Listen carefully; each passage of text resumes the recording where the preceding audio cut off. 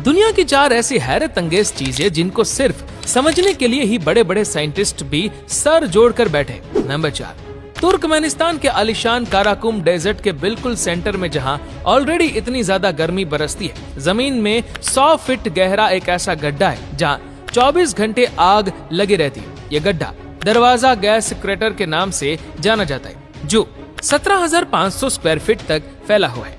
चाहे बारिश हो या तूफान, ये आग पिछले 50 सालों से ऐसे ही जल रही है। लेकिन सवाल ये है कि ये आग यहाँ जलाई किसने है? दरअसल साल 1971 में एक सोवियत जियोलॉजिस्ट यहाँ ड्रिलिंग का काम कर रहे थे कि अचानक उनके नीचे जमीन खिसक गई और तभी ये गड्ढा बन गया था। लेकिन उनको यहाँ से अजीब सी स्मेल आने लगी।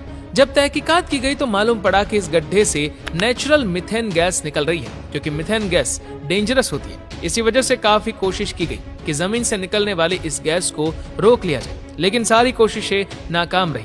आखिरकार माहौल को बचाने के लिए इस गैस को आग लगा दी गई। बस वो दिन और आज का दिन, ये आग आज भी ऐसे ही नॉन स्टॉप जल रही है। नंबर 3, नासा के सैटेलाइट ने इंडियन ओशन की एक ऐसी पिक्चर पब्लिश की जिसमें पानी के अंदर कुछ ऑब्जेक्ट्स देखे गए जो इंडिया और श्रीलंका को आपस में कनेक्ट कर रहे थे। लोकल्स का मानना है कि ये ब्रिज हिंदू गॉड रामा ने बनाया था, जो मैजिक ब्रिज के नाम से भी जाना जाता है। ये माना जाता है कि हिंदू गॉड रामा ने जिन पत्थरों से ये ब्रिज बनाया था वो पानी पर तैरने वाले पत्थर थे, और ऐसे कई पत्थर आज भी इस एरिया में पाए जाते हैं। 48 किलोमीटर लंबे इस ब्रिज का काफी हिस्सा अभी पानी के अंदर जा चुका है। रिसर्चर्स ने जब तहकीकात की तो मालूम पड़ा कि ब्रिज को बनाने में इस्तेमाल होने वाले पत्थर जिस चीज पर रखे गए हैं वो एक सैंड बार है। उनको इस बात के काफी सबूत भी मिल चुके हैं कि ये सैंड बार तो बिल्कुल नेचुरल है, लेकिन इस पर रखे गए पत्थर जरूर कहीं और से लाए गए थे। जब सैंड बार और उन पत्थरों की एज मालूम करने के लिए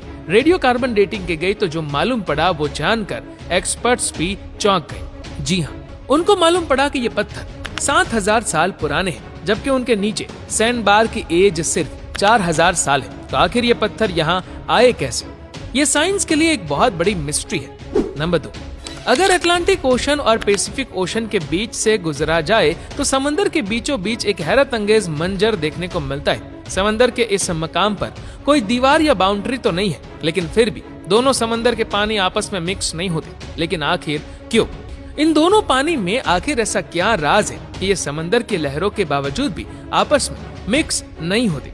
असल में ये दोनों समंदर के पानी अलग अलग जगह से बहते हैं और इसी वजह से इन दोनों समंदर के पानी की क्वालिटी भी अलग है और इनका सॉल्ट लेवल भी अलग है।